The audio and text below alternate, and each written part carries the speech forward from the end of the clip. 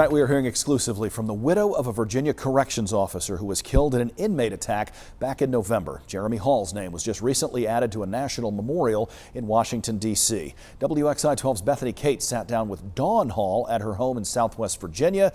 Now she's live at our newsroom tonight. Bethany, it hasn't even been 6 months at this point. How's she holding up? Well, Dawn Hall tells me she felt a wide range of emotions seeing the unveiling of her late husband's name on the National Law Enforcement Officers Memorial in Washington, D.C. And she says she's grateful for the honor, but it's also heartbreaking because it's another reminder that he's gone. I lost my future that day. You know, in the blink of an eye, he was gone, and everything that we had planned and wanted and we're trying to do is gone. Dawn Hall says she's having to learn how to live again without her person. He's definitely my inner voice. I'm like, well, what would Jeremy say? Or what would Jeremy think? All the time I say that. On November 17th, her husband Jeremy was attacked by an inmate at the River North Correctional Center in Grayson County.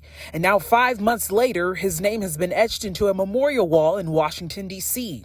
I'm so grateful that he is being honored, but the idea that it never should have happened in the first place. And so I think that sometimes is a struggle. She also acknowledged her husband was a man who didn't want or need the recognition. Be like, why? I was just doing my job that day. That's how he approached life. And so I think he'd sit here and shake his head and just be like, what are y'all doing? Dawn says even though she's relocated, there are a few things that just won't be the same without him. We were married in our front yard.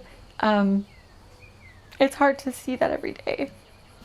I think that I take his voice and how proud he was of all the things I was doing and accomplishing. She plans to travel to D.C. to hear his name read aloud during an annual roll call of heroes and says she won't stop in looking for justice. I think closure is when we finally go to trial.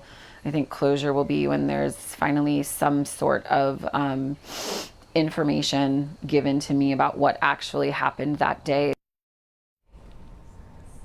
And Dawn says seeing the image of her husband's name on the memorial brought a lot of tears, and she can only imagine the emotions that she'll feel when she sees it in person. And the 2026 Roll Call of Heroes will take place Wednesday, May 13th at the National Mall in Washington, D.C. In studio, I'm Bethany Cates for WXII 12 News.